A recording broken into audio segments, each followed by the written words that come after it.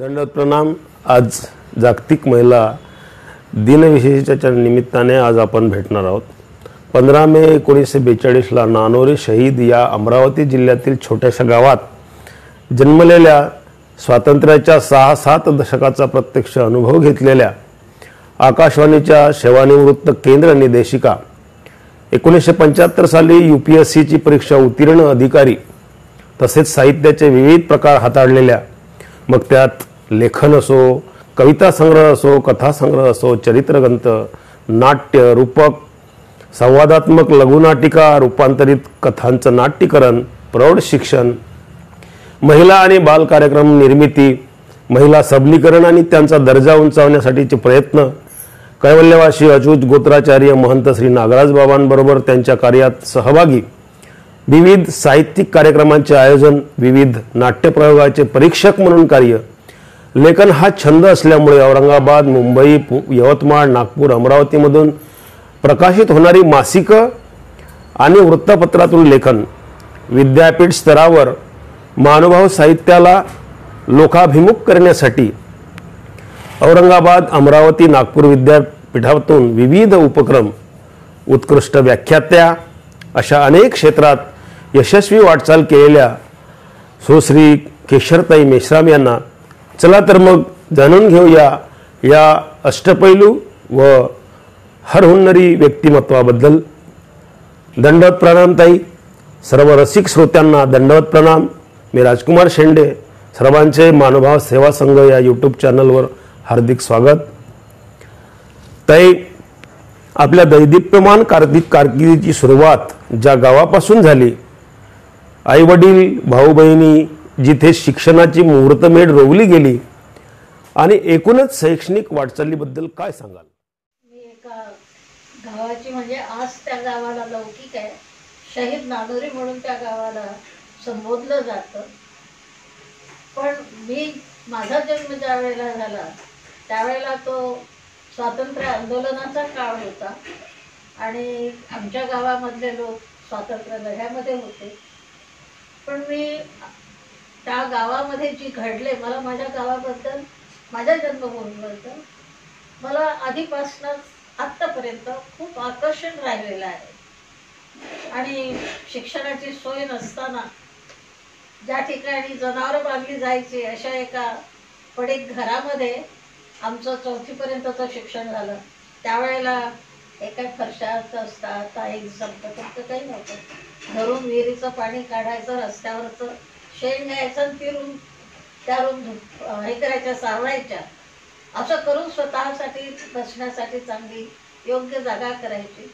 त्या काळचे शिक्षक सुद्धा इतके छान होते की आमच्या या सर्व गुणाचं ते कौतुक करायचे। लहान होतो, 8-9 वर्षाची मुलं आहे। शाळेने मला माझ्यावर संस्कार घडवले, त्याचबरोबर घरचे संस्कार आणि मुख्य म्हणजे गावामधलं प्रेमळ वातावरण। आणि जे काही ज्येष्ठ लोक होते आमच्या घरावरतीच आले तिकडनं की माझे वडील बसलेले असायचे पंचांग घेऊन, पोथी घेऊन। पण बाबांना आधी सगळे नमस्कार दादा, आणि मुलं असतील त्यांना तर ते काका नमस्कार असं असायचं। तर तो एक आनंदी काळ होता घरामध्ये। माझे वडील वगैरे हे जरी 3-4 भाऊ होते तरी आपण ते कुणालाच नव्हतं। आमच्या घराचा परिसर खूप मोठा होता आणि बाकीचे नातेवाईक पण परिवार मोठे होते। ते सगळे माझ्या आईला भेटायला, आम्हाला भेटायला यायचे आणि एक असं आनंदी वातावरण राहायचं। माझ्या दोन्ही बहिणींची लग्न झाली, ते की त्या लग्नामध्ये मी फक्त 9 महिन्याची होते, मला काहीच आठवत नाही। आणि माझी मधली बहीण, जिचं सैनिकाबरोबर लग्न झालेलं होतं, तिच्या लग्नाच्या वेळेला मी 7-1 वर्षाची होते। त्यामुळे त्या प्रसंगाचं काय घडताय ते प्रसंग आपल्याला त्याचं ते वय जाणतं नव्हतं। त्यामुळे काही असं सांगण्याजोगं काहीच नाही की हा आनंद घेतला तो आनंद। पण 4थी पास झाल्यानंतर आता पुढे काय असं वडिलांना माझ्या वाटायला लागलं। आणि माझी मावशी आणि माझा मावस भाऊ माझे मावशी आप्पा हे त्यावेळेला त्यांचं घर शेती वगैरे होतं. तर वडिलांनी त्यांना म्हटलं की माझ्या मुलीला मी शिकायला ठेवते तुमच्याकडे. राहिले मी तिथे शिकायला. आणि मला त्या शंकर विद्यालयामध्ये सुद्धा माझ्यावर लहानपणी खूप चांगले संस्कार झाले. नवीन नवीन शाळा सुरू झालेली होती. त्या शाळेचा एक असे ध्येयाने अशी ती शाळा निर्माण झालेली होती. त्याचे संस्थापक त्या काळातले भैयासाहेब देशमुख हे होते. आणि त्यांनी त्यांच्या चुलत भाऊ आणि त्यांचे काका ॲक्सिडेंटमध्ये गेले होते. तर त्याच्या नावाने ती शाळा सुरू केली. आणि मला त्या शाळेमध्ये शिकण्याची संधी मिळाली. आणि माझ्यामध्ये जे काही कलागुण आहेत किंवा जे एक विकसित होण्यासाठीच्या वाटा मला त्या ठिकाणी मिळाल्या. लहानपणीच माझ्या गाण्याचं कौतुक झालं, माझ्या खेळण्याचं कौतुक झालं, माझ्या हस्ताक्षराचं कौतुक झालं. आणि मी त्या ठिकाणी 8वीपर्यंत खूप सहजपणे माझं शिक्षण पूर्ण झालं. आत्ताही मी माझी नोकरी संपून मी ज्या वेळेला आले इकडे या भागात, तेव्हा मी त्या शिक्षकांचा शोध घेतला ज्यांनी माझ्यावर संस्कार केले. तर त्यावेळेचं शिक्षण झाल्यानंतर आता पुढे तर पूर्वी शिकली पाहिजे वडिलांचं हे. मग मला त्यांनी शिरसगाव गडला श्री शिवाजी हायस्कूल या ठिकाणी मला आणलं. आणि मला वडिलांचे त्यावेळेला मी जे कष्ट पाहिले, मी एवढी गंभीरतेनं विचार करणार असं नव्हतं. माझं अभ्यासाकडे जास्त लक्ष आणि असंच असायचं. पण माझे वडील नानोरीवरून इंदाचे भारे शिरसगाव बंडला न्यायचे डोक्यावरती. आणि त्या प्रसंगाने माझे डोळे उघडले. म्हटले एक पिता जिद्दीने आपल्या लेकरासाठी काय करतो. मला सांगणार कोणी नव्हतं, पण मला ती जाण आली त्यावेळेला की हे वडिलांनी किती कष्ट उपसलेत आपल्यासाठी, किती मेहनत घेतात. पण मला वडिलांनी कसं असं बोधप्रत म्हणतो की बसून हे बघ असं करायचं नसतं, तसं करायचं नसतं, हे करायचं असतं, तसं हे करायचं असतं, असं कधीही वडिलांनी मला प्रबोधन केलं नाही. आणि मुख्य म्हणजे तू जे करतेस ते चांगलं करतेस, तुझा जो अभ्यास चालू आहे तो चांगला चालू. आणि त्यांच्यामध्ये एक गुण होता असं की स्वतः वाचन करत राहील. आणि माझ्या आईने मला माझ्या वडिलांच्या बद्दलची अशी सांगितली होती की त्या वडिलांचं जेव्हा लग्न ठरायचं होतं त्यावेळेला माझ्या आईसाठी मुलं पाहणं चालू होते. तिचे वडील त्या काळात जमीनदार होते. त्या काळात आमच्या आजोळी 300 एकर जमीन होती आणि माझ्या आजोबा जमीनदार. तर त्यांनी शोध घेतला त्यावेळेला हे माझे वडील त्यांना पुस्तक वाचताना दिसले. आणि त्यांना वाटलं की अरे हा तर म्हणजे वाचणार आहे, याला लिहिता वाचता येतं. माझ्या आजोबांनी ना त्यांचं रंग पाहिला, त्यांचं रूप पाहिलं. झटपाट होते वडील, स्मार्ट होते. पण माझी आई इतकी सुंदर पाहायला, माझ्या वडिलांचा रंग सावळा काळा असता. पण माझ्या आजोबांनी शिक्षणाला महत्त्व दिलं. आपल्याला आज असा जावई पाहिजे ज्याच्यामध्ये वाचण्याचा गुण आहे. आता तो काळ बघा, म्हणजे आपण सगळे पारतंत्र्यात होतो त्या काळामध्ये. आता माझी त्यांचं जे लग्न झालं ते आई म्हणे तुझ्या वडिलांना काय, माझ्या वडिलांनी त्यांचं ते पुस्तक वाचत होते म्हणून त्यांना पसंत केलं. तर गुणग्राहकता ही त्यांच्यामध्ये असते, त्यांच्या गुणाची कदर होते. माझ्या वडिलांनी मला खूप मेहनतीने शिकवलं. आणि मग मी जेव्हा पास झाले 10वी, आमच्या त्या विभागातली मी पहिली मुलगी मला वाटतं, समाजातली काय आणि मानव समाजातली काय, त्या गावातली एकुलती एक मुलगी 10वी चांगल्या मार्काने पास झाली. आणि चांदूर बाजार ते तिकडे ब्राह्मणवाडा सोनरीला जाणारे छकडे आमच्या दारावर जायचे. त्या दिवशी एका माझ्या मैत्रिणीचं लग्न होतं. सगळी वरात आमच्या दारात येऊन थांबली. अरे म्हणे का म्हणे तो कुसुमचं लग्न झालं आणि केशव 10वी पास झाली. म्हणजे त्यांना इतकं की माझ्या वडिलांचं माझ्या आप्पाचं सगळं कौतुक करायला लागले. तर तो आनंदाचा क्षण मी जपून ठेवला. हे एवढं कौतुक होतं शिक्षणाने. पण तरी मला असं काहीच वाटलं नाही की मी खूप मोठी, म्हणजे मला मी काहीतरी मिळवलं वगैरे असं. 10वी पास झाले, आता पुढे काय? पुढं काय करायचं तर शिक्षण कॉलेजमधलं तसं मार्गदर्शन करणारं कोणीच नाही आमच्याकडे. म्हणजे जे शिकले ते असं एवढंच होतं, बाकी घरात सगळं अशिक्षित सगळे लोक. पण व्यावहारिकदृष्ट्या खूप हे होतं. पण प्रत्येकजण आपापल्या कुटुंबामध्ये समरस झालेला असायचं. पण त्या घरामध्ये 3 भावां मिळून मी फक्त एकटी मुलगी राहिले होते. मुलं त्यांची आमच्या काकांची वगैरे कुणाचीच नव्हती. त्यामुळे थोडं कौतुकही होतं. तर अमरावतीला कॉलेजमध्ये जायचं, मग पैसा कुठून आणायचा? शेतकऱ्याच्या घरात पैसा नाही राहत. मग माझी बहीण जे सैनिकाला दिलेली ते तिला काहीतरी त्या काळात दर महिन्याला 100 रुपये 200 रुपये असे तिला पाठवत होते, कारण ती पण मधून आमच्याकडेच राहायची असे. तर त्या काळात तिने सोन्याची एक अंगठी केली. आणि जेव्हा माझा 10वीचा निकाल लागला आणि मला कॉलेजमध्ये जायची वेळ आली, तर तेव्हा जेव्हा बसले हे सगळे, माझ्या आप्पा म्हणाले, आता माझ्या वडिलांचे लहान भाऊ, हो म्हणे, जा तिकडे डांबराचे रस्ते बांधलेले आहेत, शिकवा म्हणे, पाठवा म्हणे. आता खेड्यातलं वातावरण त्यांना वाटतं काय पोरीला शिक्षणाला पाठवायचं. माझ्या वडील काही बोलले नाही त्यांच्या याच्यावरती. पण ते खूप गंभीर झाले. त्यांनी माझी बहीण म्हणाली, बाबा नाराज होऊ नका, तिचं आपल्याला तिचं शिक्षण करायचं आहे. त्या काळात पैसा जरी नसला तरी माझ्या बहिणीने आपल्या हातात अंगठी काढून वडिलांच्या हातात ठेवली आणि म्हणाले, घ्या याच्यातून पैसे करा तुम्ही ते, आणि त्याला तुला शिक्षणासाठी अमरावतीला घेऊन जा. माझी ॲडमिशन झाली आणि आम्हाला खरंच खूप अज्ञानी आम्ही शाळेत डॉक्टर व्हायचं आम्हाला. आणि त्यावेळेला काजळे प्रिन्सिपल होते. तर माझी आत्ताच्या सारखा परीक्षा आणि हे ते काही नव्हतं.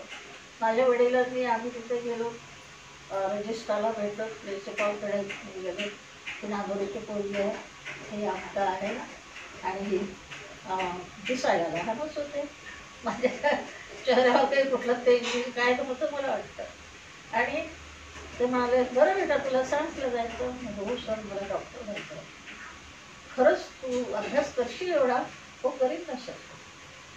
आणि हॉस्टेलमध्ये ॲडमिशन मिळाली मला. सगळं व्यवस्थित सुरू झालं, क्लासेस सुरू झाले. 3 महिने आम्ही मस्त क्लास करत होतो, जात होतो. आता ते सायन्सचे जे काही क्लासेस असतात, झुऑलॉजी असते ते जरा उशिरा सुरू होतात.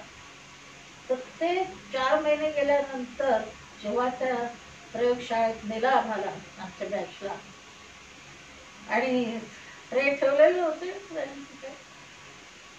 ते ट्रे ठेवलेले आहेत, असंच अटेंडंट त्यांनी हा तुमचा, हे तुमचं, हे तुमचं, मला एका ठिकाणी उभं होते. लांबून काही दिसत नव्हतं मला, जवळ गेले आणि पाहिलं तिथे काय आहे ते. असं थोडंसं हलवलं की एक बेडूक तडकन उडालं, ते माझ्या अंगावर आलं.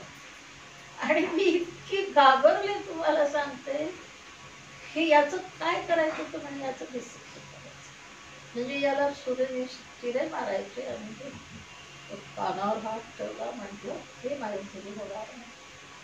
आणि त्या दिवसापासनं मी 2 महिने आजारी होते. काय झालं आपल्याला, कशा वेळाने आपण शेवटी प्रिन्सिपॉल म्हणाले सगळं, कारण हॉस्टेल आणि हे अंतर जवळ असल्यामुळे कॉलेजचं आम्ही केव्हा भेटू शकत होतो. आजच्यासारखं हे प्रकार नव्हता त्यावेळेला. तर ते म्हणाले, होता की तुझे विषय बदलून जा आणि परीक्षा घेतली. आता सायन्सचे विद्यार्थी एकदम आर्ट्सकडे अभ्यास करायला 2 महिने 3 महिनेच राहिले. झालं, गेलं ते वर्ष. मग तरी जिद्द कायम होती. एक परीक्षा दिली आणि मी पास झाले. आणि पुढे मग म्हटलं आता BA मध्ये नको आता, अशाच गप्पा घालायचे की नातोडे तिचे माझे मेवणे नागपूरहूनच इकडे यायचे, त्यांची ते ओळखीचे लोक होते. मग मी नागपूरला गेले आणि LAD मध्ये प्रवेश मिळाला. अँगर मॅडम आमच्या त्यावेळेच्या व्हाईस प्रिन्सिपॉल होत्या सिनेमाला अँगर म्हणून, आणि त्या पण छान छानशा लहानशा अशा मला तर okay Keshar you want to take admission in our college. त्यांची ती तामिळ मिश्रित हिंदी इंग्लिश असं. हां मॅडम मी आपलं हां मॅडम. आणि त्या माऊलीच्या मनामध्ये काय प्रेम जागं झालं की मी कुणाशीही चर्चा न करता मला LAD मध्ये तिने ॲडमिशन दिली. हॉस्टेलमध्ये माझी व्यवस्था केली. आणि मी म्हटलं मला खूप गोष्टींची तशी आवड आहे, तुम्ही माझ्यावर काही जबाबदाऱ्या टाका. आणि गंमत अशी की माझे वडील पैशावर देऊ शकणार नाही, पण त्यांनी मला लायब्ररीची जबाबदारी माझ्यावर टाकली. त्यानंतर त्यांनी मला टेलिफोन इन्चार्ज केलं. म्हणजे मुलींना ज्या फोन यायची लँडलाईन, तर त्या टेलिफोनचं इन्चार्ज म्हणजे आमची तिथे ती वाढली, मग इम्पॉर्टन्स वाढला आमचं. आणि वातावरण इतकं चांगलं. मी वृत्तपत्राचे प्रमुख झाले मुकेला मला तिथे. तर तिथेही सुद्धा हॉस्टेलमध्ये जेवढे काही कार्यक्रम असतील ॲडव्हान्स येतील त्याच्यासाठी मी पुढे असायचे. आमच्या एका प्राध्यापकाच्या नातेवाईकाला ब्लडची जरूरत होती, त्या मेडिकलमध्येच होत्या. मग महापौरींना विचारण्यात आलं की कुणाला रक्तदान करायची इच्छा आहे, आम्ही पुढे. आणि मी त्यांना रक्त दिलं. दुसऱ्या वेळेलाही गरज पडली तेव्हाही मी पुढे. शेवटी माझ्या मैत्रिणी म्हणाल्या तुला वेळ लागले का, एकदा दिलं खूप झालं, आता हे त्याच्या पण फार गरज असेल तर. माझ्यामुळे जर त्यांचा जीव वाचत असेल आणि त्यांच्या राहण्यामुळे त्यांचं कुटुंब उभं राहत असेल, त्यांच्या मुलांना आईची सावली मिळत असेल, तर मला द्यायला काय हरकत आहे. पण दुर्दैवाने त्या गेल्यात. तर असे प्रसंग जेव्हा जेव्हा हॉस्टेलमध्ये आमच्या घडत होते तेव्हा तेव्हा मॅडम मला उभं करायचे. त्या उदयशंकरचा ट्रूप आला आमच्याकडे. आमच्या इथंच व्यवस्था हॉस्टेलमध्ये हे जे वरती आहे सेमिनरी हिल्स या ठिकाणी व्यवस्था त्यांची. आम्ही त्यांच्या याच्यामध्ये सगळ्या याच्यात सगळ्यांची परिचय करणं, सगळ्यांची सोय पाहणं. चीनचं युद्ध झालं. चीनच्या युद्धामध्ये गाड्यात जे सैनिक परत जात होते त्यांना चहा पाणी देण्याचं काम आमच्या कॉलेजने उचललं. हॉस्टेलने, कॉलेज तर ते डे स्कॉलर आणि हे हॉस्टेलचं, पण आमच्या दोन्ही व्हाईस प्रिन्सिपल आणि प्रिन्सिपल दोघी जणी खूप सामाजिक दृष्टीने खूप हाय विचार होते त्यांचे. आणि त्या अशा ठिकाणी मुलींवरती संस्कार करण्याच्या दृष्टीने त्या मुलींना अशा प्रकारचं एक वळण लावत होते की आपण मदत केली पाहिजे, आपण गेलं पाहिजे. असं माझं शैक्षणिक जे पर्व सुरू झालं. आणि कॉलेजमध्ये BA ला असताना माझे मेवणे 65च्या वॉरमध्ये शहीद झाले. त्यावेळेला माझे BAचं वर्ष चालू होतं आणि माझ्या बहिणीला तसा आधार कोणाचाच नव्हता. कारण मी माझ्या वडिलांना सांगितलं होतं, बाबा तुम्ही सांगता ना मला की शिक्षण हे वाघिणीचं दूध आहे म्हणून, मग तुम्ही मला शिक्षण दिलेलं आहे, तुम्हाला वाघिणीचं दूध पाजलंय, पण ही तुमची मुलगी, आता हिच्यावर कसा प्रसंग आला, आता हिचं रक्षण करणं आपलं काम आहे. तर म्हणून आता तुम्ही असं करा. माझ्या मेवण्यांनाही सांगितलं, माझ्या आईबाबांना आता यांच्यासाठी इथे बोलवून घ्या. माझं हॉस्टेलमध्ये होतं आणि माझ्या बहिणीसाठी माझ्या वडिलांनी नानोरीचं आमचं राहतं घर उकलून रिद्धपूरमध्ये त्यांच्या घर तिथे आणलं आणि तिथे आपल्यासाठी एक सहारा निर्माण केला. म्हणजे वडीलही तेवढेच उदारमतवादी होते की मदत करायला पाहिजे. आणि वडिलांचं वय 70 पलीकडे गेलं होतं आणि त्यांनी या अशा याच्यातही मुलीला, तिच्या ज्या मुली होत्या, नातींना या सर्वांना वडासारखे सावलेले आधार वड बनले ते त्यांचे. आणि मुलींची शिक्षणामुळे आता त्या सर्व आपापल्या पायावर उभ्या आहेत आणि सेटल आहेत आता ते सगळं. मला कॉलेजमधनं मग हे अपूर्णच राहिलं. मग कोणीच मला असं म्हणतं की तुम्ही आता लायब्ररी सायन्स करा, कोणी म्हटलं तंक करा. लायब्ररी सायन्स केलं. शिक्षणाचं हे दुसरी बाजू चालूच होती. मग हे झाल्यानंतर लायब्ररी सायन्स करत असतानाच महाराष्ट्रामध्ये 2-3 आकाशवाणी स्टेशनचं ओपनिंग व्हायचं होतं. आणि मला माझ्या इथल्या माझ्या लोकल गार्डियन म्हणेन की त्यांना, माझी ज्येष्ठ बहीणच होती ती, जयश्री माटे म्हणून. तर SR माटे हे आकाशवाणीला सिनियर इंजिनियर होते, इलेक्शन इंजिनियर होते. म्हणजे ते ट्रान्समीटर बसवणं, स्टुडिओ बसवणं याच्यामध्ये ते एक्सपर्ट होते. म्हणून ते 65मध्ये राजकोटचं केंद्र त्यांनी हे केलं. त्याच्या आधी त्याच्यानंतर परभणीचं केंद्राचं काम त्यांनी पूर्ण केलं. आणि मग त्यांच्या लक्षात आलं की अरे केशवकर मराठी जी आहे तिचा आवाज चांगला आहे, तिचं बोलण्याची हे चांगली आहे, तिला आपण सांगावं की परभणीला रेडिओ स्टेशन सुरू होणार आहे आणि तू त्याच्यासाठी अर्ज कर. मला काहीही माहीत नव्हतं काय करावं लागतं ते.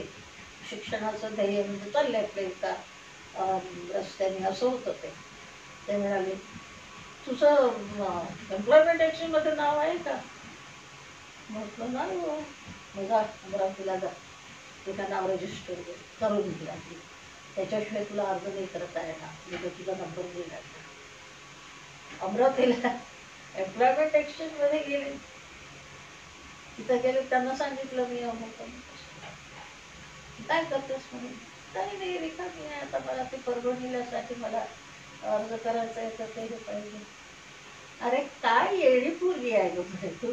जाधव म्हणून होते एम्प्लॉयमेंट ऑफिसर. मग काय येडी पूर्वी आहे तू, ते प्रयत्न नाही का करायचा. त्यांनी तिथल्या तिथे फोन लावला तिथे पॉलिटेक्निक कॉलेजला, तुम्हाला लायब्ररीची गरज आहे ना म्हणे, माझ्याकडे कॅन्डिडेट आहे. आणि मला त्यांनी बसल्या बसले तिथे त्या कॉलेजमध्ये लायब्ररीयन म्हणून जा म्हणत होतं, उद्यापासून तिथे तो काम करायला सुरुवात कर. काय कुठल्याही गोष्टीची परीक्षा न होता आपल्याला आपलं बाबत खूपच चांगलं आहे. आपण किती छानपैकी आपल्याला रस्ता सापडतो आहे सगळ्या. आणि मग 15 दिवसाच्या आतच मला परभणीचं इंटरव्ह्यू कॉल आला. आणि त्यांना म्हटलं मला परभणीला जायचं आहे, माझा इंटरव्ह्यूला. अरे तू आत्ताच यायला लागलीस, मी आत्ताच जातोय, काय खरं बाबा तुझं. माझं तिथे गेल्यानंतर माझं सिलेक्शन झालं. नंतरच पुढे थोडे थोडे अडथळे येत गेले. पण तुम्ही मनापासून जर आपल्या कामावर प्रेम करत असाल आणि तुमच्या अवतीभोवती चांगल्या विचाराचे लोक जर असतील तर तुमचं कल्याण होत राहतं. फक्त प्रदूषण पसरवणाऱ्या लोकांपासून तुम्हाला कोणीतरी वाचवणारं पाहिजे.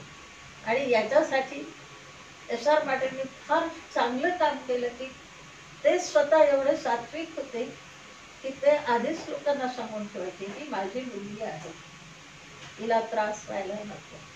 त्यामुळे मी आकाशवाणीमध्ये मला जे एक शिस्त मिळाली आणि ते सच्चाईपणे काम करण्याची एक हे असते, तर माझी नजर त्याच्यामुळे मानसिकता ह्या सगळ्या गोष्टी मला तिथं शिकायला मिळाल्या.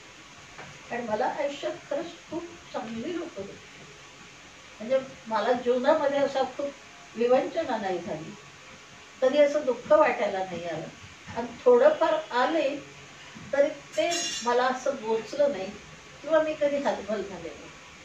कारण आकाशवाणीमध्ये जेव्हा मी निवेदक म्हणून लागले तर तिथे एकदम तुम्हाला नोकरी नाही मिळत, तुम्हाला कॉन्ट्रॅक्ट देतात.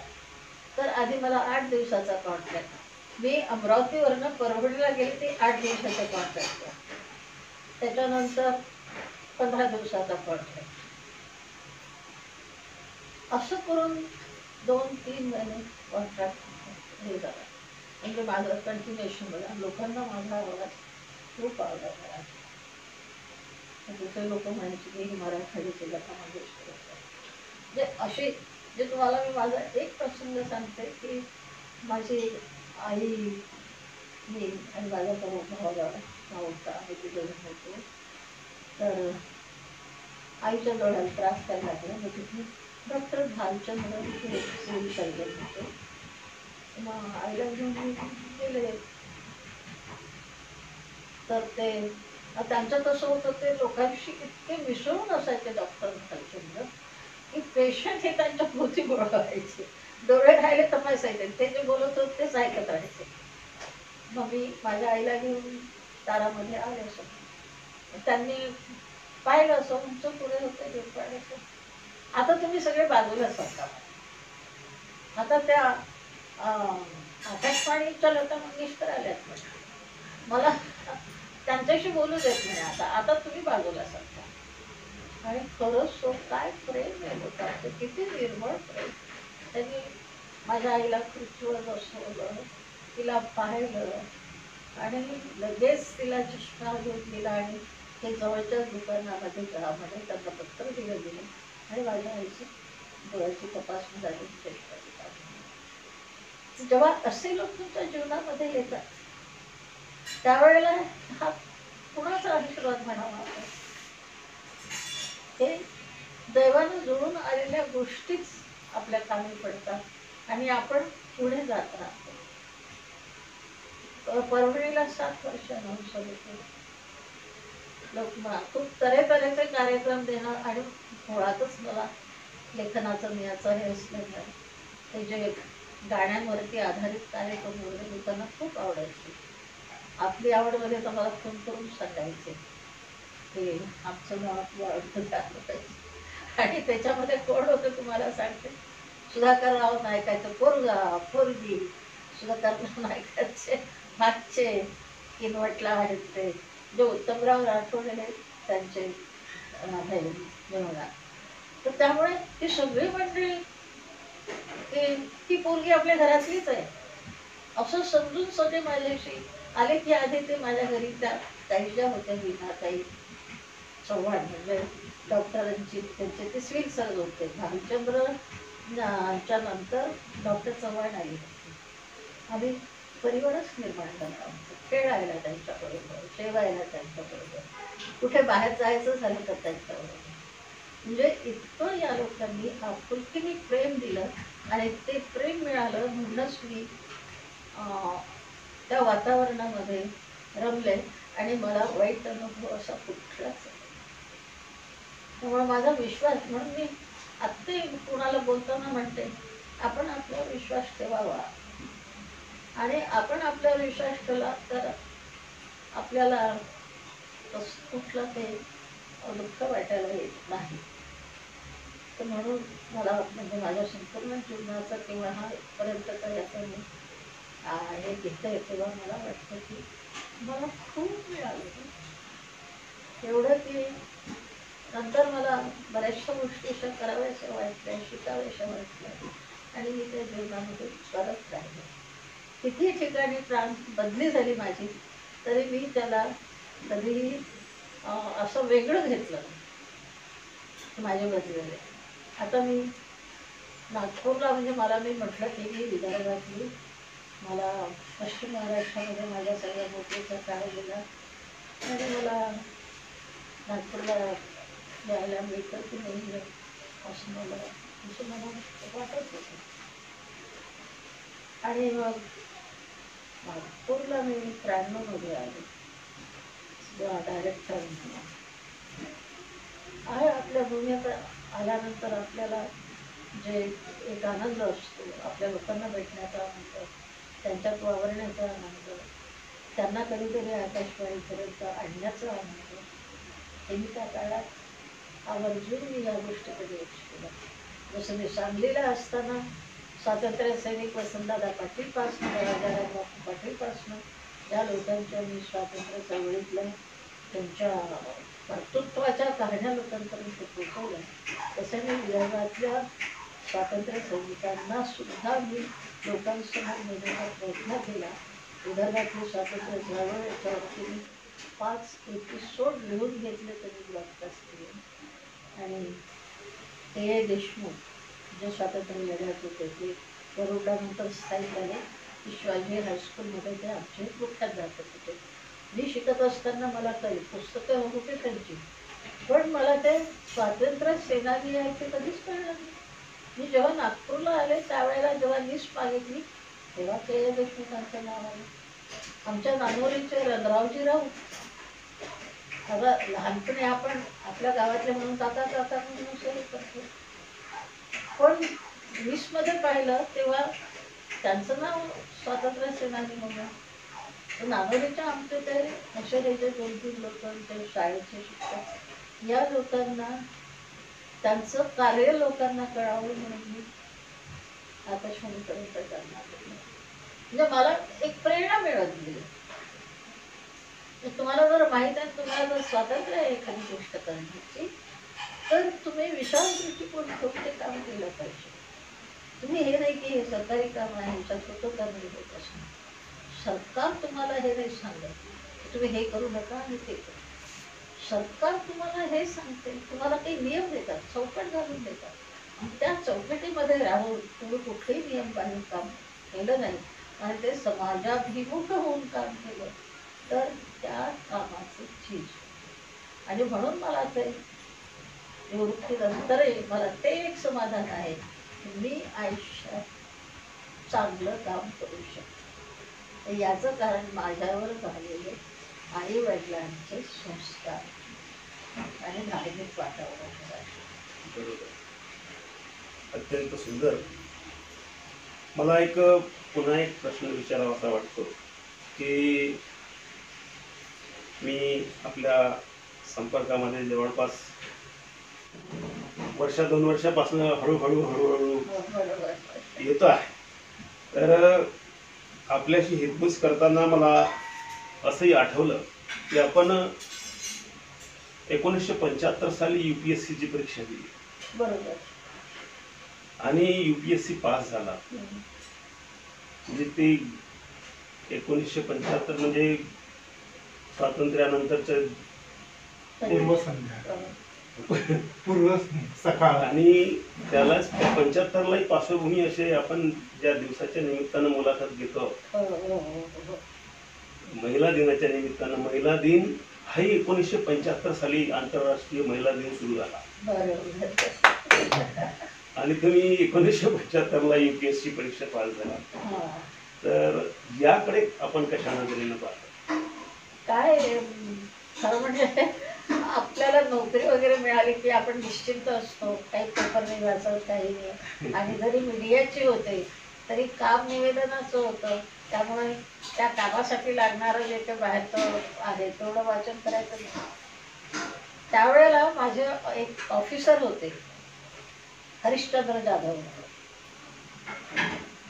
तर ते पुण्याचे, आणि ते मला आपल्या मुलीसारखंच समजायचे. आलं घरून आलं ऑफिसमध्ये की आम्ही एकत्र व्हायचो, करून एका जागी आमच्या ऑफिसमध्ये, आणि तिथून 4-5 जण त्यांची ड्युटी आहे. ते गाडीमधनं आम्हाला 4 व्हीलर होती, त्यात अनाउन्सर मी एक लेडी आणि 4-5 माणसं माझ्याबरोबर, असे आम्ही त्या गाडीमधनं स्टुडिओत जायचो. ते स्टुडिओ होता 10-12 किलोमीटर दूर, म्हणजे बोरीच्या जवळ. भास्कर वाटतं बोरी का त्याच्या बोरीच्या जवळ होतं ते. तर जाधव मी गेले ऑफिसमध्ये, मला म्हणाले पेपर वाचला का? नाही सर. केव्हा वाचाल पेपर? तो वाचते ना, आजचा पेपर हे वाचा. जेव्हा असा वेळ असायचा आम्हाला की सगळेजण गोळा होण्यासाठी मागे पुढे गोळा व्हायचे,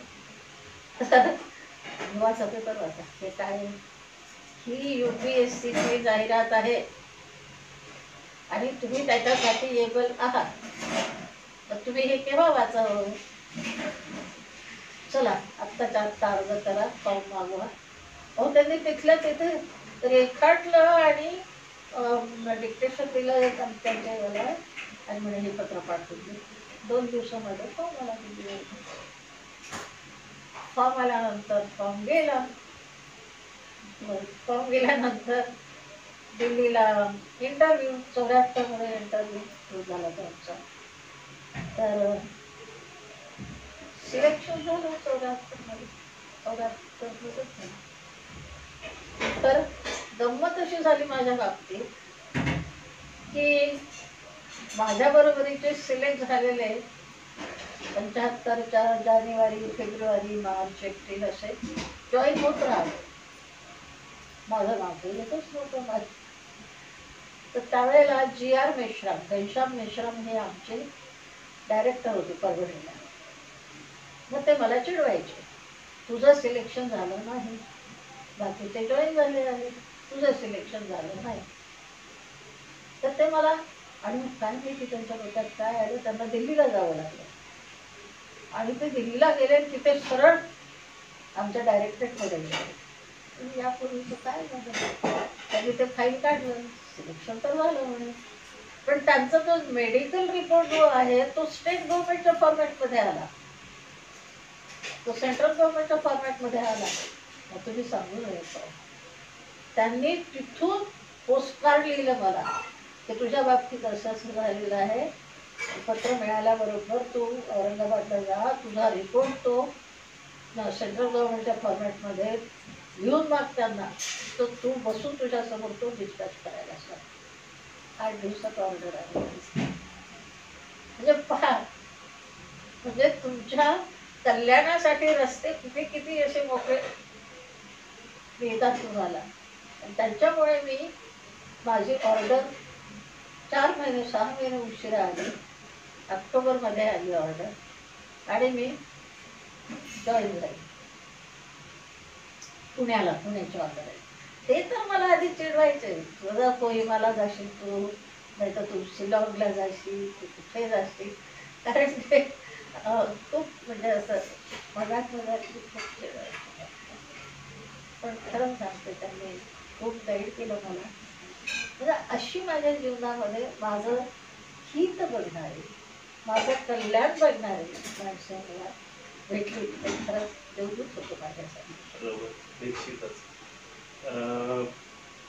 आणि 1975ला UPSC पास झाल्यानंतर मला जॉईनिंग ऑर्डर पण अशा ठिकाणी मिळाला जिथे प्रमाण भाषा, मराठी भाषा बोलली जाते. तर अतिशय छान प्रवास राहिला आपला. या क्षेत्रामध्येच काम करत असताना आपण विविध लेखन, कविता, नाटक, रूपक, कथा, संवादात्मक लघुनाटिका, विविध नाट्यप्रयोगांचे परीक्षक, विविध विद्यापीठांमधून व्याख्यानमाला, विविध मासिकांसाठी, दिवाळी अंकांसाठी लेखन, अशा अनेक क्षेत्रात एकाच वेळी तुमची मुसाफिरी चालते. प्रत्येक विषयाचा आवाका वेगळा. हे सगळं एकाच वेळी कसं काय साध्य करतात? खरं सांगू का, मला आकाशवाणीने हरफन मावला केलं. कारण आमचे हे मेश्राम साहेब जे होते, त्यांना काय माहिती काय वाटत होतं ते. जो सेक्शन म्हणजे मी महिला प्रमुख विभाग तर मला केलंच, मुलांची विभाग प्रमुख होते मी, नाटकाचे विभाग प्रमुख होते मी, आणि नवीन शिक्षणाचं जे धोरण आलं आपल्याकडे त्याची मी हे केलं. म्हणजे ज्याला कोणी वाली नाही ते माझ्याकडे, असं होतं ते. त्यामुळे मला सातत्याने चिंतन करावं लागायचं. म्हणजे ते अशा पद्धतीने. आणि मग मला असं वाटतं की तुम्हाला कामाचं स्वरूप कळलं तुमच्या, की तुमचं आपोआप वाचन वाढतं, मला आपोआप विचार सुचतात. आता हे जे लघुनाटिका वगैरे ज्या झाले त्या लहान मुलांसाठीच्या असतात. त्याच्यानंतर नाटक वगैरे, तर नाट्य हे तर नाटककार घडवणं, आता तुम्हाला कदाचित हे वाटेल, पण प्रसंग आता लक्ष्मण देशपांडे ज्याचं वराडानी तो जगप्रसिद्ध झाले ते. पण आमच्याकडे ज्या वेळेला आकाशवाणी आम्हाला ओपन करायची होती त्यावेळेला ओपनिंगसाठी म्हणून मला औरंगाबादला पुण्याहून ट्रान्सफर केलं होतं. मी पुण्यात फक्त 10 महिने काम केलं. मला इथे औरंगाबादला आणलं आणि त्यावेळेला हे लोक ड्रामा डिपार्टमेंटला नवीन नवीन होते असे जस्ट या लोकांचं करिअरच्या दृष्टीने चाचपणी सुरू होतं. पण जेव्हा आमच्या असं लक्षात आलं की मेश्राम साहेबांच्या जवळ पण गुणग्राहक होता. मग आम्ही त्यांच्यामध्ये हा स्वभाव होता की आमचं 5पर्यंतच आमचं रेकॉर्डिंग चर्चा हे ते झालं की आम्हाला ते गाडीत टाकून म्हणजे चला आज आपण यांना भेटू, आज रावण मुराडेंना भेटू, आज मांडेंना भेटू असं म्हणून आम्हाला हे काय. तर हे जे लोक होते कलाकार लोक यांना आम्ही भेटायचो, त्यांना आमच्या ऑफिसमध्ये बोलवायचो, त्याच्याबरोबर चर्चा करायचो. तर लक्ष्मण देशपांडेने एका होळीच्या प्रसंगी आम्ही लाईव्ह कार्यक्रम करायचा असं ठरवलं. त्याच्यामध्ये विनोदी कार्यक्रम असा. तर त्या विनोदी कार्यक्रमातनं त्यांचं ते वराड उभं राहिलं आणि ते पूर्ण भारतभर एक प्रसिद्ध पॉपकॉर्न अशा अनेक गोष्टी आहेत. एक 3 वर्षाचा मुलगा प्रायमरी शिक्षकाचा लातूरजवळ गाव आहे, लातूर जिल्ह्यात आहे. तर ते रेडिओ नवीन नवीनच सुरू झाला होता त्यावेळेला. ते लातूरवरनं त्या पोराला औरंगाबादला घेऊन यायचे स्टुडिओमध्ये आणि आम्हाला ते व्यक्तिशः मला भेटायचे. त्यांना माहीत होतं लहान मुलांचे कार्यक्रम मी अरेंज करते म्हणून. तर तुम्हाला सांगते तो 3 वर्षाचा मुलगा ज्याला आकाशवाणीमध्ये आम्ही तबला वादनाचा साठी त्याला तो तयार होता.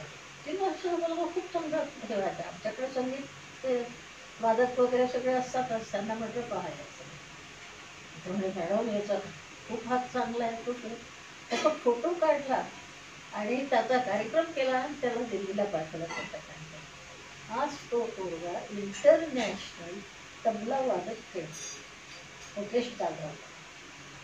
तर असे कलाकार जेव्हा घडले तेव्हा तो आनंद तेवढा महत्वाचा. आणि याच्यातून आम्हाला प्रेरणा मिळत जाते, याच्यातून आम्हाला काहीतरी लिहिण्याची प्रेरणा मिळते, वाचनाची प्रेरणा मिळते आणि कोणाला सांगण्याची प्रेरणा मिळते.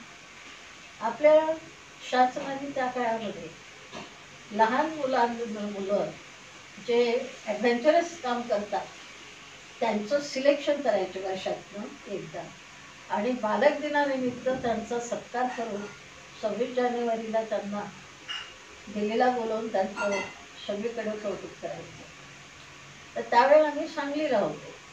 एक संगीता परीट नावाची कोल्हापूर जिल्ह्यातली एका खेड्यातली 10-12-13 वर्षाची मुलगी, तिचं नाव नॅशनल याच्यामध्ये आलं आणि मग या मुलीला आपण गाठलं पाहिजे. मी आम्ही सांगली कोल्हापूर जिल्ह्यातलं खेडेगाव, काय करायचं कसं. त्यांना EIB वाल्यांना विचारलं, कलेक्टर ऑफिसमध्ये विचारलं काय. त्यावेळेला कोल्हापूरला मीरा बोरगावकर या तिथे SP होत्या. त्यांना मी फोन केला, म्हटलं असं आहे मॅडम, संगीता परीट या मुलीला नॅशनल अवॉर्ड मिळालेला आहे आणि तुम्ही असं असं तिच्यापेक्षा वयाने मोठ्या असलेल्या बाईला त्या जीव वाचवला म्हणून तिला सिलेक्ट झाल्यावरती ती मला आकाशवाणीसाठी बालक दिनाच्या दिवशी पाहिजे. त्या म्हणाला बरं मॅडम. आणि मीराताईंनी त्या मुलीला त्या दिवशी तो कार्यक्रम आम्ही कोल्हापूरलाच ठेवला होता. म्हणजे माझी काम करण्याची पद्धत होती अशी की लोकांना आकाशवाणीत नाही बोलवायचं, आकाशवाणीने बाहेर जाऊन कार्यक्रम करायचे आणि तिथल्या लोकांना संधी द्यायची. तर त्यामुळे मी तो कार्यक्रम अर्थातच ऑफिसचे सगळी समोर इंजिनिअरिंग विभाग ते सगळे बरोबर राहून हे काम करायचं. तर त्या मुलीला आम्ही कोल्हापूरला आणि मुख्य म्हणजे तत्कालीन SP त्यांनी मला ही मदत केली. आजपर्यंत आम्ही एकमेकींच्या संपर्कात होतो आता नाही. तर असं हे जे होतं प्रेमाने जी कामं होतात, प्रेम संवादाने जी कामं होतात ती हा आकाशवाणीचा एक कार्यक्रम अधिकारी हा जोडणारा आहे. यानं आपल्या कामामध्ये पारदर्शकता इतकी ठेवणं आवश्यक आहे आणि तो इतका मितभाषी असायला पाहिजे की लोक तुमच्या नावाने तिथे यायला पाहिजे. हे काम मला आकाशवाणीमध्ये असताना ही माझी दृष्टी जास्त घट्ट झाली. म्हणजे मला कधी रागवणं नाही आलं त्याला, कारण रागवून चालत नाही. प्रेमाने जी माणसं जोडल्या जातात ती प्रेमाने अधिक घट्ट बांधल्या जातात आणि तुम्हाला आता यश मिळत जातं. हे माझं आकाशवाणीमधल्या या सगळ्या कामाचं तुम्हाला जमवू शकते.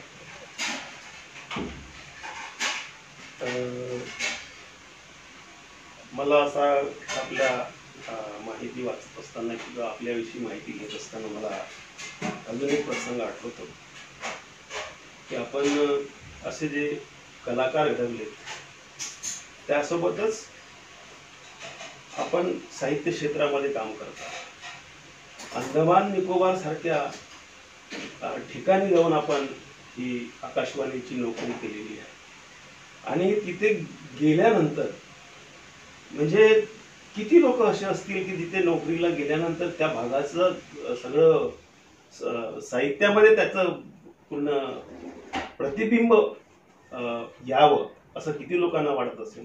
परंतु आपण त्या अंदमान निकोबार सारख्या ठिकाणी जाऊन तिथल्या आदिवासींचं तिथल्या सगळ्या एकंदर वातावरणाचं जे दिग्दर्शन आपण त्या पुस्तकामध्ये केलं खरंच अप्रतिम आहे. आपण याविषयी काय सांगा? खरं म्हणजे संवेदनशीलता हा निसर्गाने दिलेला माणसाला नैसर्गिक गुण आहे आणि ती जर संवेदनशीलता तुमच्यात असेल तर तुम्ही कोणत्याही वातावरणामध्ये स्वतःला ते वातावरण जसं असेल तसं तुम्ही तिथे जाऊन त्या वातावरणाशी एकरूप होता. आता तिथे लोक धाकाने जातच नव्हते काळं पाणी म्हणून. आमच्याकडे तर अनेक लोकांना म्हणजे अशी लाईन लागायची की नाहीचीच उत्तरं जास्त असायची. पण माझ्या बाबतीतही जेव्हा नागपूरहून माझी ट्रान्सफर याला झाली अंदमानमध्ये झाली त्यावेळेला मला वाटतं आमचे बाबाच पण आले होते. ते जायची काय गरज आहे का?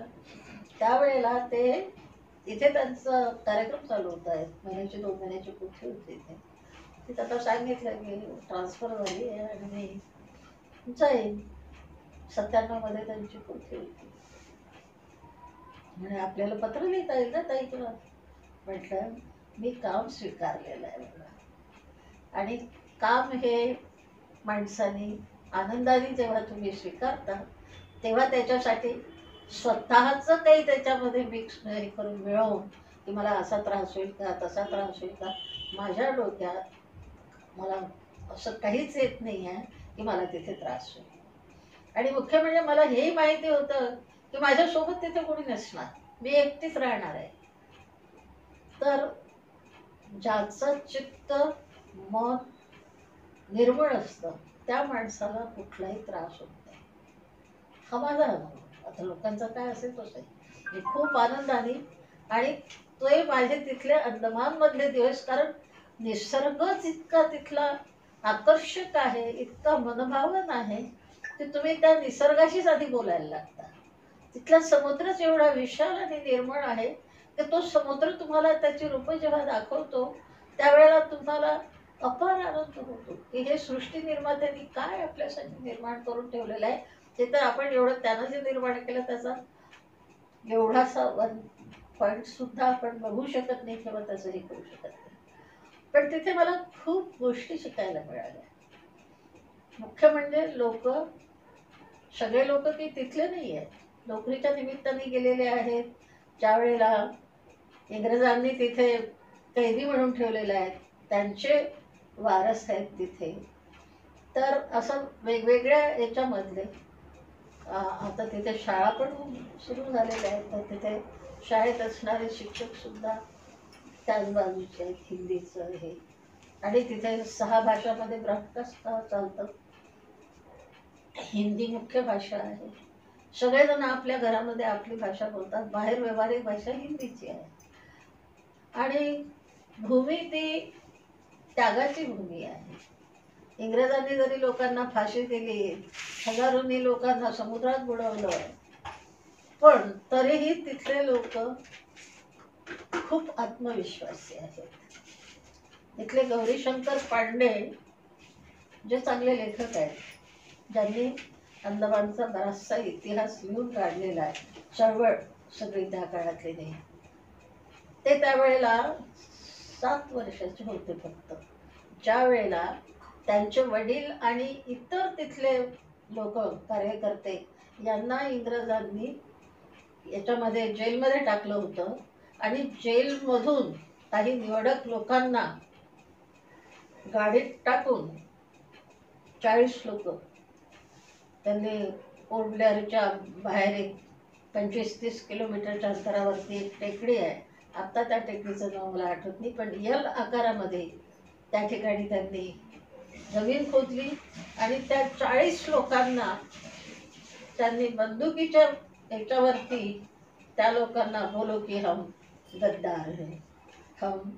इनके लिए काम कर रहे हैं हम, तर त्या लोकांनी त्यांना त्या याच्यामध्ये जमीनदोस्त केलं, गणत राहिले बिचारे. त्या जे काय लोक त्यांना परिवाराचे भेटायला आले असतील, त्याच्यामध्ये गौरीशंकर पांडेंचे वडील होते, आणखी बरेचसे लोक होते त्याच्यामध्ये. त्यावेळेला मी तिथं गेले अंदमानमध्ये आणि मला ही कहाणी जेव्हा त्या लोकांनी सांगितलं तेव्हा माझं अंतःकरण असं थरथरून गेलं आणि मला असं वाटलं की ते अजूनही हुंकार देतात. तिथे नेलं मला त्या लोकांनी, आमच्या ऑफिसच्या लोकांनी, मॅडम यहाँ ऐसे ऐसे हा ऐसे किया, आणि ते जपान्यांनी केलं. तर तुम्ही विचार करा की त्या भूमीमध्ये जी माणसं गेली त्यांनी खूप सोसलं, खूप अनुभवलं, पण तरीही त्यांनी आनंद आपल्या मनातला विरून दिला नाही. आणि तिथे जर तुम्ही उघडे डोळे घेऊन वावरलात ठेवून तर तुम्हाला हा अनुभव पावलं येतो. मी अशा अनेक कुटुंबांना भेटले आहेत की ज्यांच्या घरच्या कमावत्या पोरांना जपान्यांनी सेल्युलर जेलमध्ये बंद केलं आणि घरात ज्या बाया होत्या त्यांच्या नखांमध्ये सुया टोचून त्याच्यावर मीठ टाकून त्या सुया टोचायचे. असे बोलो तुम्हारा हस्बंड, तुम्हारा बेटा हमारे विरोध में काम कर रहा है. असे कित्येक कुटुंबांनी ह्या यातना सहन केल्या आणि त्यांच्या तोंडून मी ऐकलं. तर म्हणून तिथे यातना सहन करणारे, आधी तर जे भारताचे स्वातंत्र्य लढ्यातले जे लोक गेले त्यांना फाशी दिली इंग्रजांनी, नंतर जेव्हा जपानांच्या हातात ती भेट गेली त्यावेळेला जपानांनी हे असं केलं, असे अत्याचार केले, तर तरी लोक सहन करतात.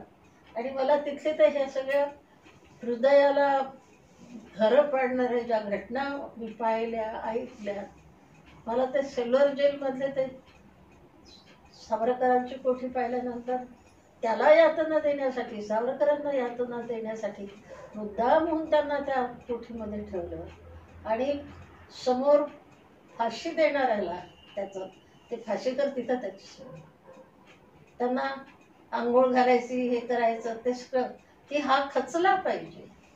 हे त्यावेळेची इंग्रजांची भूमिका जी होती ती किती निर्दयपणाची. म्हणून त्याच्यासाठीची माणसं संवेदनशीलता, संवेदना ज्याच्यामध्ये नाही तो तिथे राहून कोरडाच आहे, आणि ज्याच्या मनात संवेदना आहे तो निसर्गातनं शिकतो, माणसांच्या जीवनातनं शिकतो, तिथल्या वातावरणातनं शिकतो, आणि माणूस जे एकमेकांना प्रेम देतात त्यातनं शिकतो. मी तुम्हाला सांगते, मी आता पोर्ट ब्लेअरला गेले, एकटीने गेले होते, पण आकाशवाणीचा पूर्ण परिवार माझा झाला. मला तिथला PA कनकराज, तो त्याची पत्नी, त्याच्या वडील तिथे अंदमानमध्ये नोकरीला होते आणि हिचं सिलेक्शन झालं तामिळ अनाउन्सरसाठी, तर म्हणून हिचं पोस्टिंग तिथे झालं, दोघांचं लग्न झालं. मी जेव्हा गेले तेव्हा त्यांनी मला किती प्रेमानं माझा सांभाळ करावा. मी 3 वर्ष त्या लोकांनी रोज माझा जेवणाची फिकीर, माझ्या नाश्त्याची फिकीर, हे सगळं. म्हणजे मी दवाखान्यात जरी जायची वेळ आली तर क्यों जाना पडणार आहे. म्हणजे इतकं या दोन पोरांनी माझी सेवा केली. कसं विसरायचं या प्रेमाला? आपण नाही विसरता येत. म्हणजे तुम्ही जर प्रेम वाटलंत ना, प्रेम दिलत ना आणि आनंद दिला ना, तर त्याच्या दशपट तुम्हाला मिळतं. हा अनुभव माझा घेतला आहे. आणि म्हणून मी लेखनही करू शकले.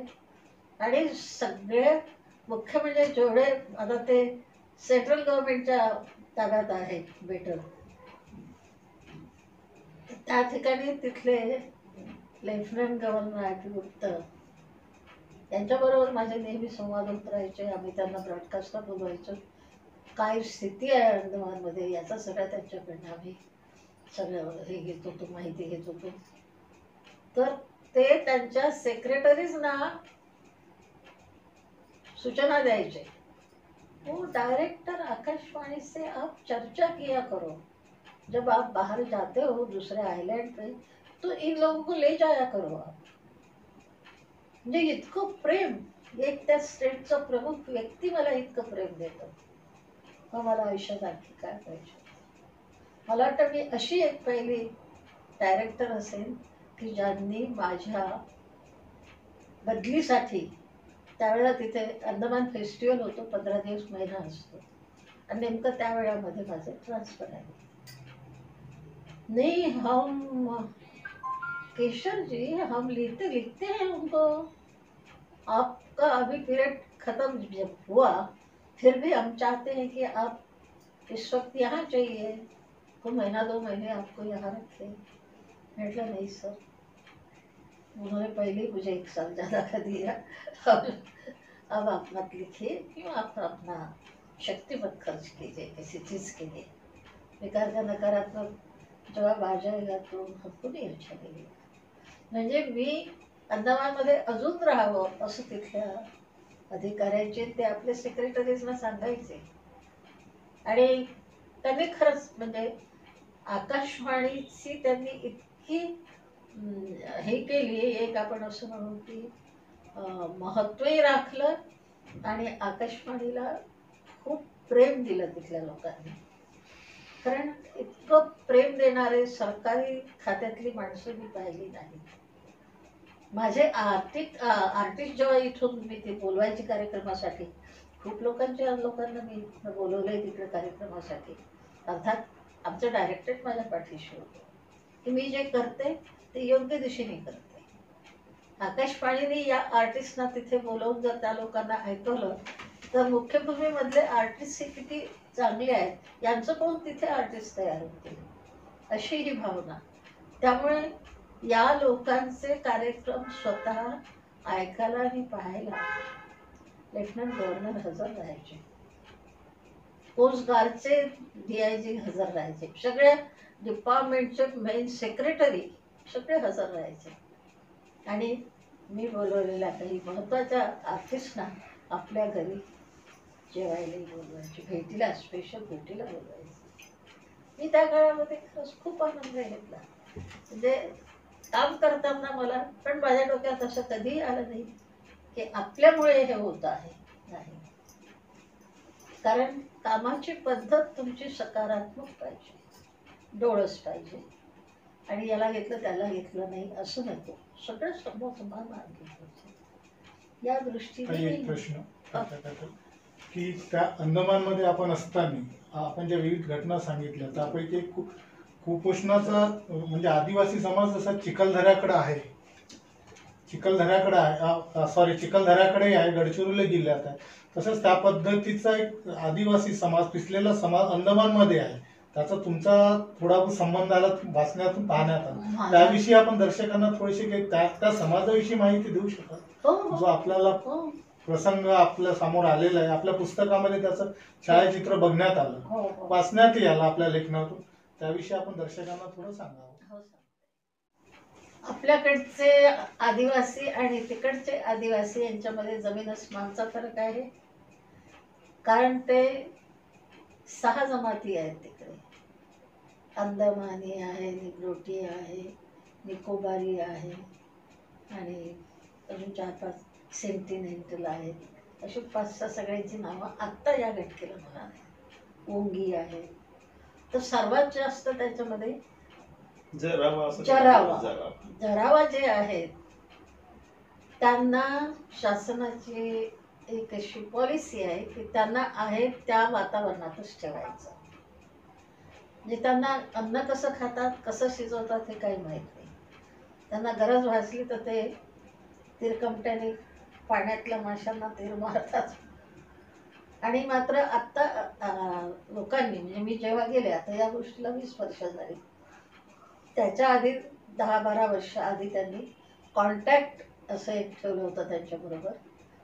तर त्या लोकांनी ॲल्युमिनियमचे भांडे दिलेत त्यांना. कधी मधूनच काही डाळ वगैरे तांदूळ अशी देऊन त्यांना शिजवायची प्रक्रिया वगैरे सांगितली. पण त्यांचा मूळ पिंड तो नाही आहे. कारण ते जिप्सी आहे, ते एका जागेवर नाही राहू शकत. अंगावर कपडा नाही, पायात चप्पल नाही, कुठलंही साधन नाही.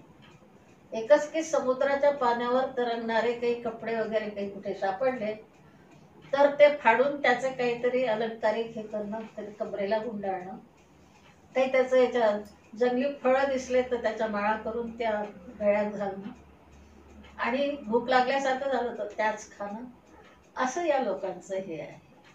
आणि शासनाचंच धोरण असल्यामुळे की त्यांना आहे त्या स्थितीत ठेवायचं, त्यामुळे ते आहेत त्या स्थितीतच आहेत.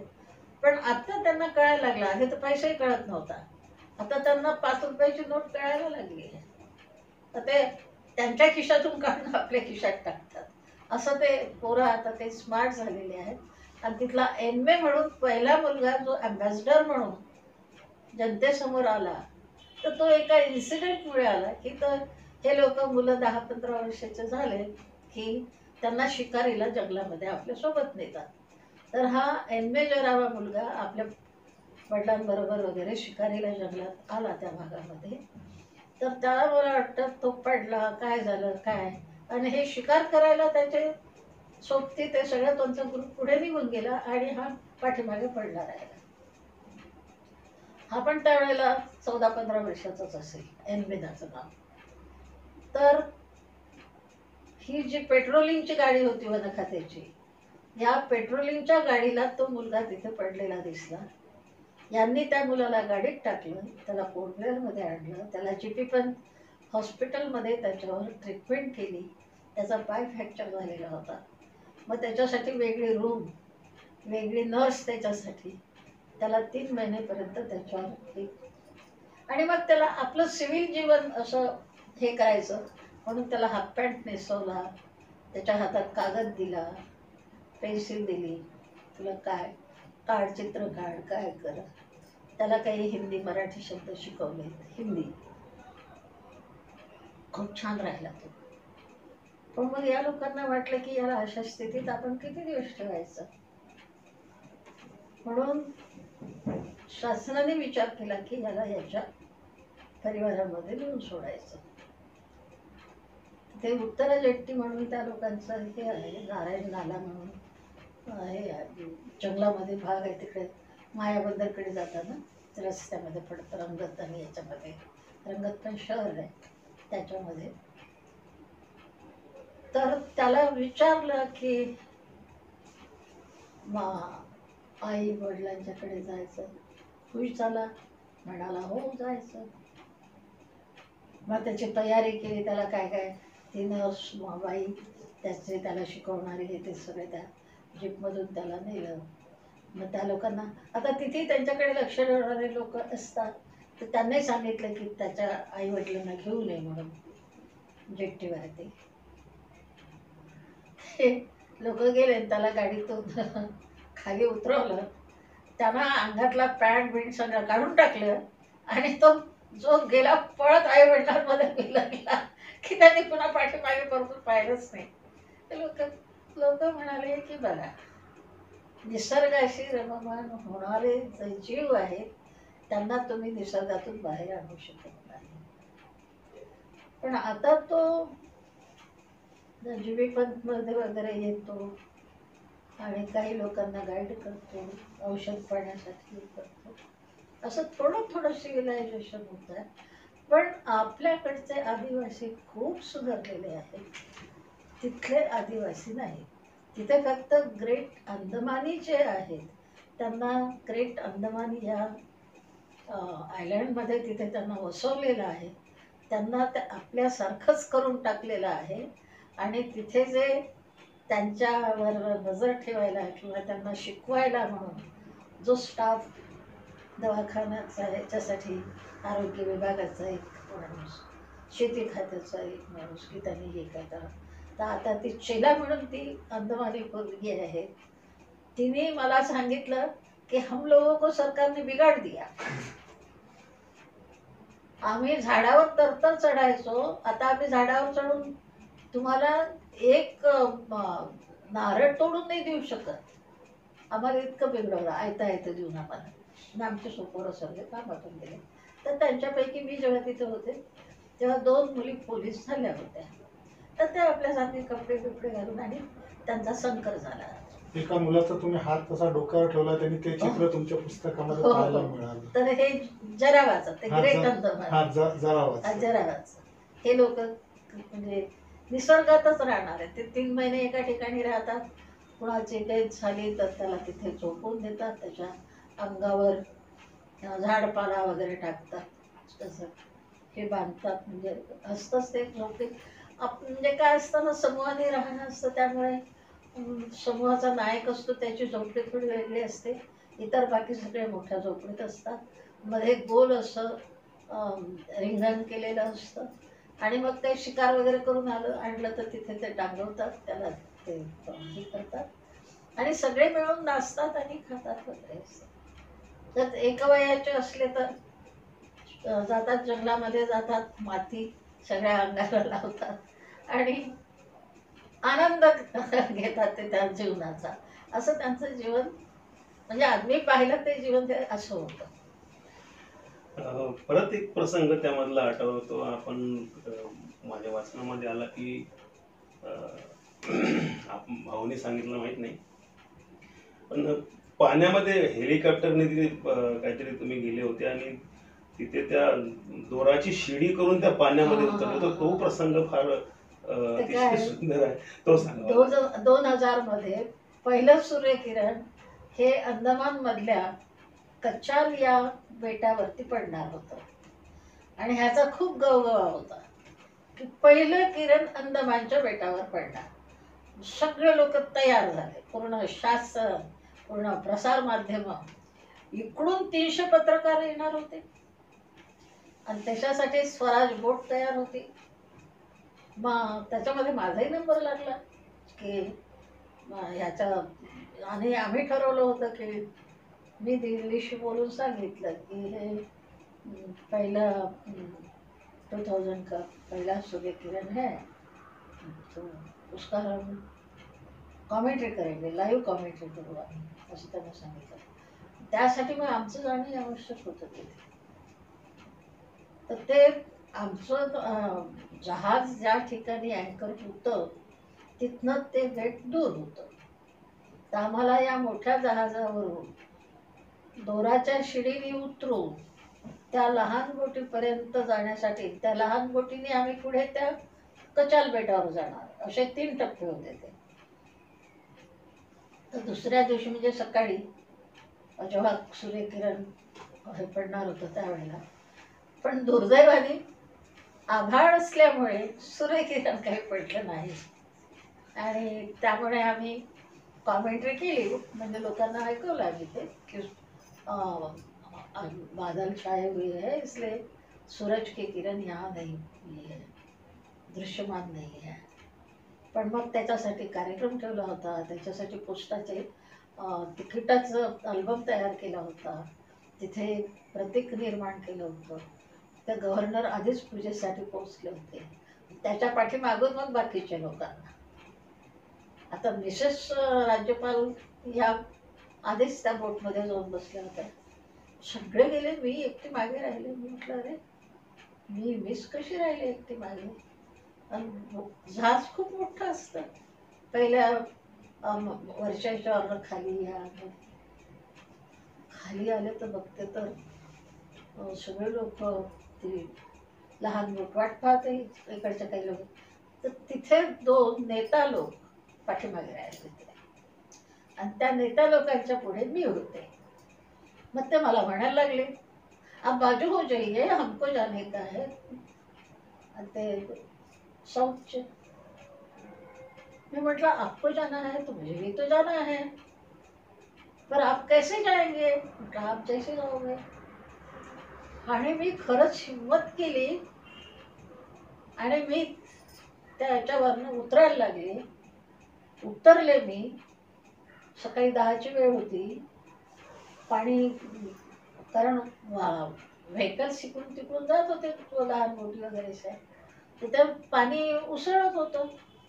तिथे जे हे तराफा ठेवलेला होता ज्याच्यावर आम्ही उतरणार होतो, लोखंडाचं प्लेट मोठे असे हे असते चटईसारखं. मग मी 2 पायऱ्या सोडून मला त्या पोरांनी माझा हात धरला, दोघांनी 2 बाजूनी.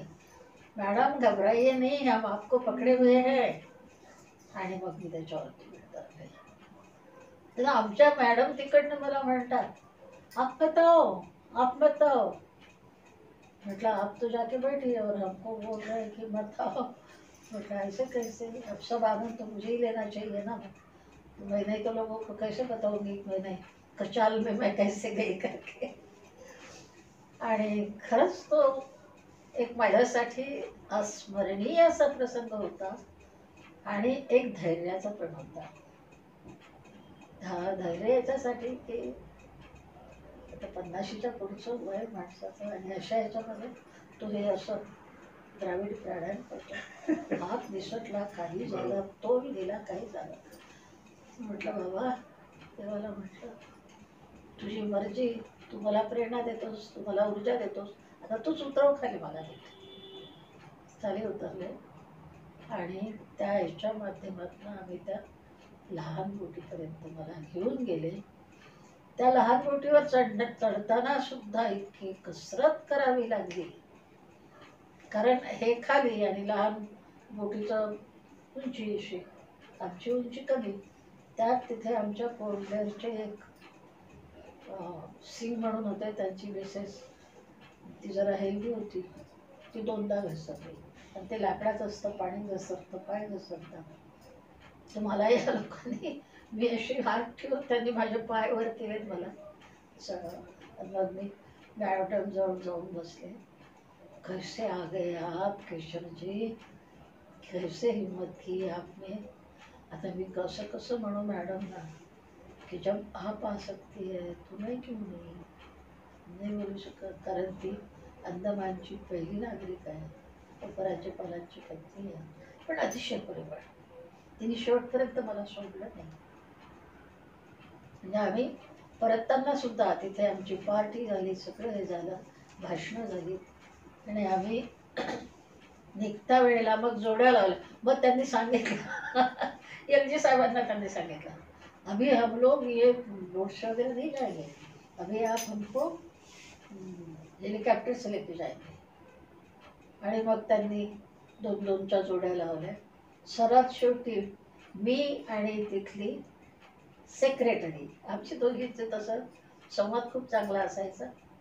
आणि क्या मैडम आपको डर नहीं लग रहा. म्हटलं क्यों डर लगेगा, आप है ना हमारे साथ. त्या आणि आम्ही शेवटच्या ट्रीपमध्ये हेलिकॉप्टरमधून आमचं हेलिकॉप्टर जहाजावरती उतरलं.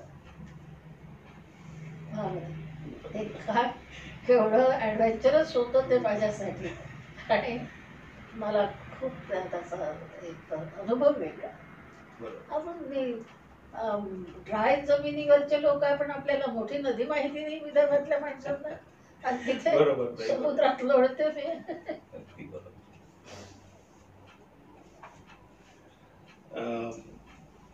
परत मला एक विचारावंसं वाटतं की आपल्याला, आपण महानुभाव घरामध्ये आपला जन्म, कैवल्यवासी अच्युत गोत्राचार्य औरंगाबादचे मोठ्या बाबांचा आपणास सहवास लाभला, तर आपल्या आणि बाबांच्या सहवासाबद्दल काय आपण प्रेक्षकांना सांगा? मग माझ्या या भ्रमंतीच्या काळामध्ये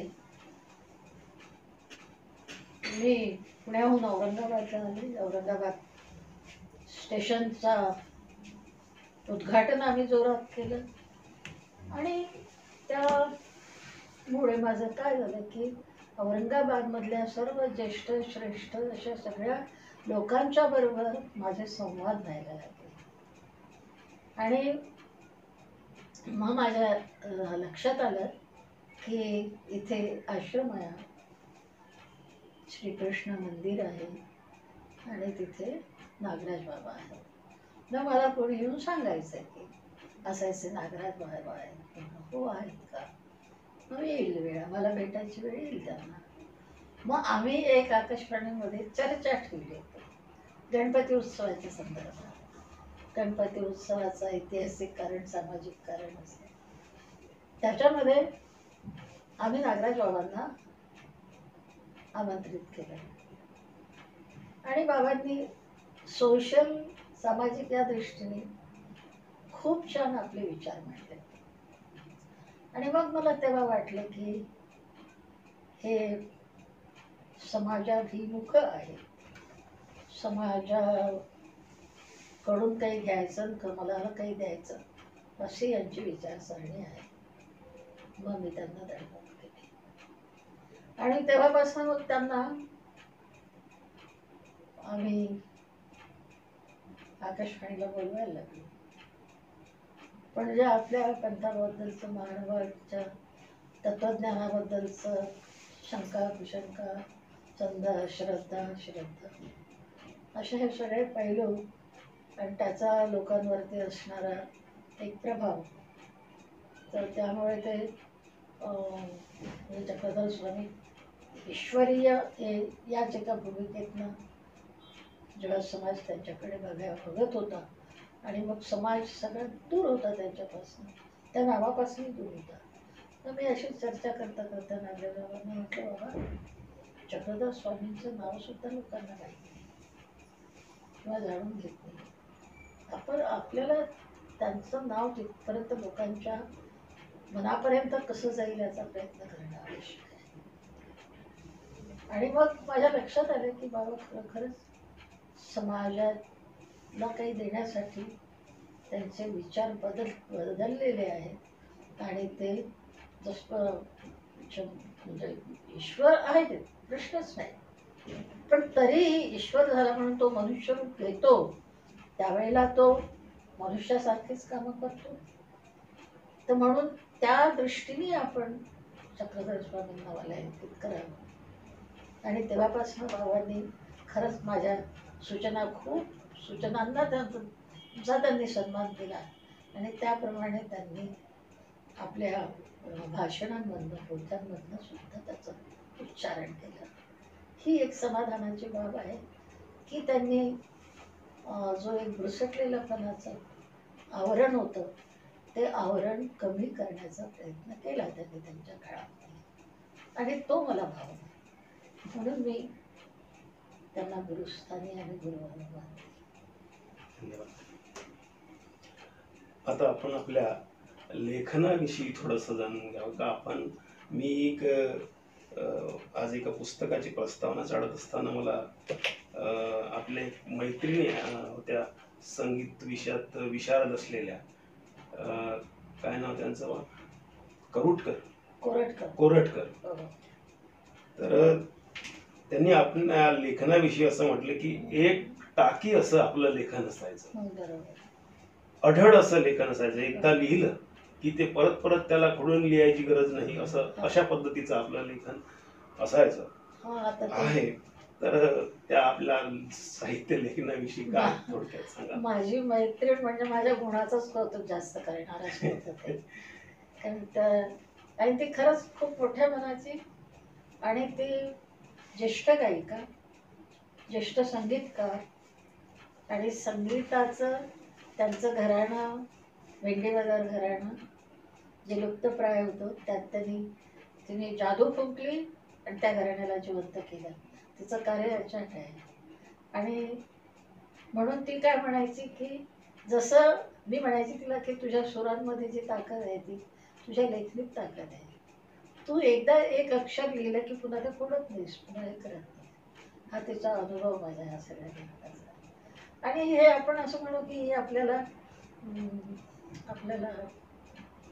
एक देण असते ही विचार मांडण्याची आणि त्या विचारांना शब्दबद्ध करण्याची आणि ते शब्द तिथे योग्य आहेत याची समज लेखनाचा विचार करताना आपोआप यायचा आहे. तर त्याच्यासाठी आणि माझे विचार खूप स्थिर असतात. त्याच्यामध्ये अनस्टॅबिलिटी नाही आहे, स्टेबल असतं सगळं. त्याच्यासाठी मी खूप विचार करते, खूप वाचन करते आणि मग मी हातात पेन करून 4 ओळी लिहिण्याचा प्रयत्न करते. तर जे काय जमतं तेवढं करायचं. खूप चिंतनात्मक नसलं तरी खूप वरवरचंही नसतं. त्याला काहीतरी एक अर्थ असतो. आपण या साहित्याला, महानुभाव साहित्याला विविध विद्यापीठाच्या मार्फतीनं आपण लोकाभिमुख करण्याचा अतिशय सुंदर असा आपण काम करता. तर त्याची प्रेरणा आपल्याला कशी मिळाली? मुळातच प्रसार माध्यमाची मी आहे. प्रसार माध्यमाचं वलय हे किती ताकदवार असतं आणि त्या माध्यमातून आपल्याला काय करता येत नाही. जी प्रतिमा आहे ती प्रतिमा बदलवता येते, नवीन प्रतिमा निर्माण करता येते. असं या माध्यमामध्ये एक शक्ती आहे आणि या शक्तीचा अर्थ मी समजले. आणि म्हणून मला असं वाटलं की आता हळूहळू वाचनाची आवड कमी होती आहे. आणि मुळात माझ्यावरती जे संस्कार होत गेले आणि मला जी आपल्या साहित्याबद्दलची अनास्था दिसत गेली की वाचनापासून दूर आहे. आणि मग ते जसे की कडिकुलपात बंद साहित्य, वेगवेगळ्या लिप्यांमधलं साहित्य, या साहित्याकडे लोक वळले पाहिजे, त्यांना त्या साहित्याची ओळख झाली पाहिजे. आणि हे विद्यापीठीय पातळीवरतीच हे शक्य आहे. म्हणजे या माध्यमातूनच आपण लोकांपर्यंत या साहित्याची माहिती नेऊन देऊ शकतो, या साहित्याची ओळख करून देऊ शकतो. हे माझ्या डोक्यातलं रसायन नाही, मला कोणी सांगितलं नाही. पण मला जे माध्यमाचं महत्त्व जे समजलं तसं विद्यापीठाला मी हे ज्ञानदानाचं माध्यम मानते. जसं आकाशवाणी हे प्रसार माध्यम आहे की जे लोकांमध्ये आहे त्या माध्यमाच्या मदतीने लोकांपर्यंत ते घेऊन जाणं. मनोरंजन, संगीतातून लोकांचं मनोरंजन करणं म्हणजे मनोरंजनाचा जो भाग आहे तो लोकांपर्यंत आपल्याला नेता येतो. त्यांना ज्ञान देणं म्हणजे विद्वान लोकांच्या आचारातून, विचारातून, त्यांच्या मांडणीतून त्यांना प्रबोधित करत राहणं. तर हे प्रबोधनाचं काम जे आहे ते जे आकाशवाणी करत आलं तर ते हे प्रबोधनाचं काम विद्यापीठात हे करू शकतात चांगल्या पद्धतीने. आता आम्ही तर काय पूर्ण आयुष्यभर तर काय आकाशवाणी जोडलेले नाही, पण जो अनुभव आहे तो त्या अनुभवाच्या आधाराने मी विद्यापीठांमध्ये एक स्वतःला असं तर पैसा काय येतो जातो, आपण विद्यापीठांना या दृष्टीने आपल्या मनातलं तिथले जे इन्चार्ज असतात ना त्यांच्याशी चर्चा करावी आणि त्यांना त्यांचं मन हे करून म्हणजे कसं वलय निर्माण होतं त्यांच्या मनात. आणि मला सकारात्मक सगळ्यांचा हे मिळालं, सहयोग मिळाला आणि आपल्या 3 विद्यापीठातनं हे व्याख्यान मला चालू झाले. एका कॉलेजलाही आहे ना मोर्शीच्या विद्यापीठ आणि मोर्शीच्या कॉलेजला नाही, विद्यापीठामध्येच आहे. तर एक विद्यापीठाने हे काम करावं, नेकीने करावं आणि त्यांना चांगली संधी आहे, त्यांच्याजवळ विद्वत लोक आहेत हे काय जे जो काय दानदाता असतो त्यांनीच पुढे झालं पाहिजे केलं पाहिजे असं नाही. तो काय ऐश्वर्या पुरला आहे कोणाच्या. पण आता जाणकारांनी त्या गोष्टी मनावर घेऊन त्याचं हे केलं पाहिजे. विचार पोहोचवणं, विचार प्रसारित होणं आणि चांगले विचार, संस्कार करणारे विचार, त्या भावनेतून मी हे सगळं सुरू केलं. धन्यवाद ताई. आणि यानंतर मी एक महिला दिनाच्या निमित्तानं एक शेवटचा प्रश्न विचारतो आहे की आपण आजच्या महिलांना किंवा मुलींना किंवा स्त्रियांना काय संदेश द्याल? हो, कालबाह्य झालेली माणसं आम्ही काय सांगणार आणि आमचे अनुभव त्यांना कोणाला कसे पडणार. पण गंमत अशी आहे की एकच की स्त्री असो मुली असो यांनी स्वतःला अशा पद्धतीने घडवलं पाहिजे की तुमचं एक चित्र असं समाजासमोर यायला पाहिजे की एक तुम्ही निष्ठावंत आहात, तुम्ही संस्कृतीचं पालन करणार आहात आणि तुमच्यामुळे संस्कृती ही पाठीमागे जाणार नाही, संस्कृती पुढे जात राहील आणि त्या दृष्टीने महिलांनी आपली वाटचाल करायला पाहिजे धैर्यशीलतेनं. धन्यवाद ताई. आपण आपला अमूल्य वेळ आमच्या चॅनलसाठी दिला. नाही तर मी